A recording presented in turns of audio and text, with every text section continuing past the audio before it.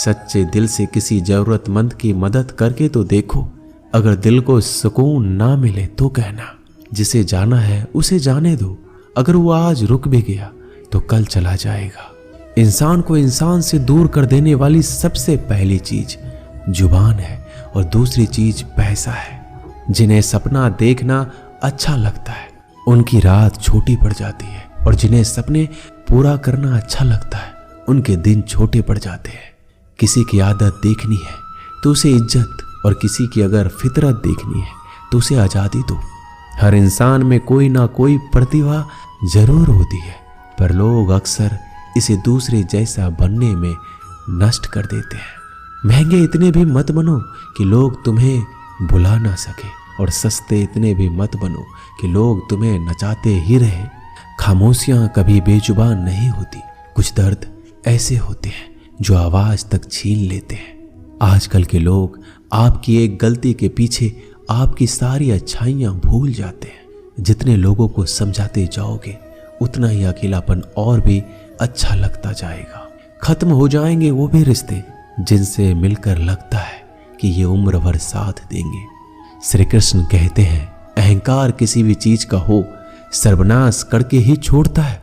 खाली वक्त में तो हर कोई बात कर लेता है। प्यार तो तब होता है जब कोई आपसे बात करने के लिए आपका अपना सारा वक्त खाली कर दे। सब कुछ ठीक करने का इंतजार करोगे तो बैठे ही रह जाओगे। आप हिम्मत करो, खुद उठो, अपनी जिंदगी में सब कुछ ठीक कर दो। लोग पहचानना ही भूल जाए इससे पहले अपनी पहचान बना लेनी चाहिए। एक बार एक राजा ने भगवान श्री कृष्ण का मंदिर बनवाया और उसमें मूर्ति की पूजा करने के लिए एक पंडित को रखा। हर रोज अपनी मंत्री से कहकर मंदिर में एक माला भिजवाता था और पंडित जी को वो माला श्री कृष्ण को चढ़ाना होता था। उसके बाद राजा जब दर्शन के लिए आता था तो पुजारी वो माला भगवान की मूर्ति के ऊपर से निकालकर राजा के गले में पहना देता। कई सालों तक ऐसा चलता रहा।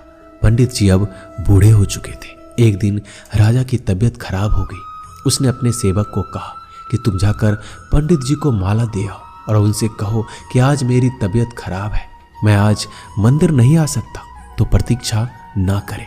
फिर राजा का सेवक वो माला लेकर पुजारी के पास गया और पूरी बात बता दी। पुजारी जी ने वो माला मूर्ति को चढ़ाई और सोचने लगे, इतने सालों से ये परंपरा चली आ रही है, लेकिन मैंने कभी भगवान का माला उतार कर खुद नहीं पहनी।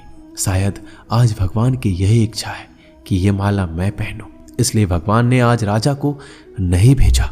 इसलिए आज अच्छा मौका है, ये माला मैं निकाल कर खुद पहन लेता हूँ। फिर उस पंडित ने भगवान की मूर्ति से माला निकाल कर खुद पहन ली।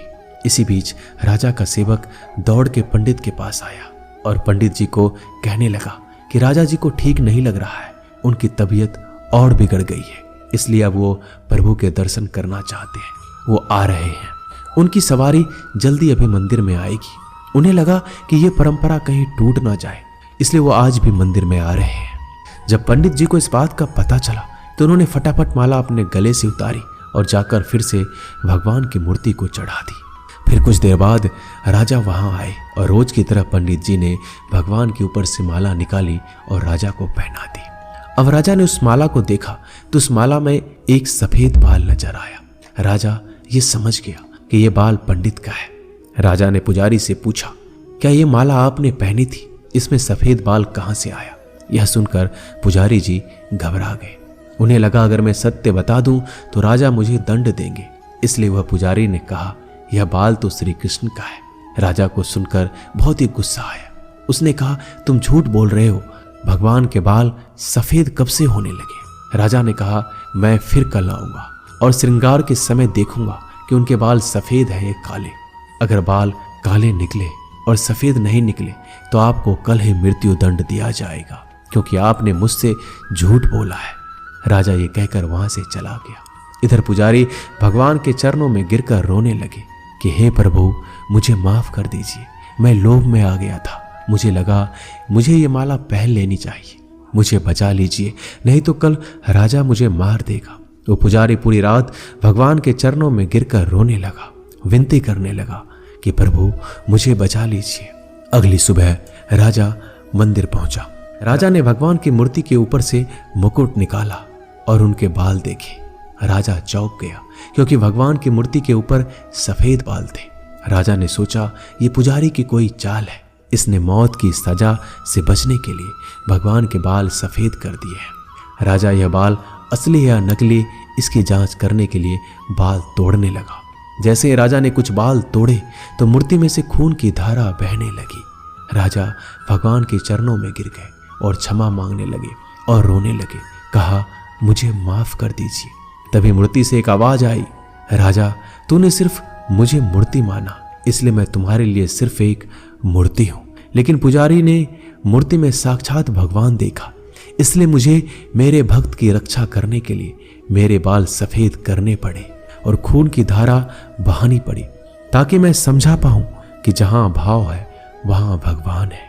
अगर आप वाकई में भगवान का स्मरण करते हैं, उन्हें देखना चाहते हैं, तो आपके अंदर सिर्फ भाव होना चाहिए। ये एक छोटी सी कहानी हमें शिक्षा देती है कि भगवान के आशीर्वाद के सिवाय कुछ भी संभव नहीं। अगर आप सच्चे दिल से भगवान को पुकारते हैं तो भगवान आपकी मदद के लिए जरूर आते हैं। दोस्तों, ये वीडियो यहीं समाप्त होती है। मिलते हैं अगले वीडियो में। तब तक के लिए अपना ख्याल रखिएगा। जय श्री कृष्ण।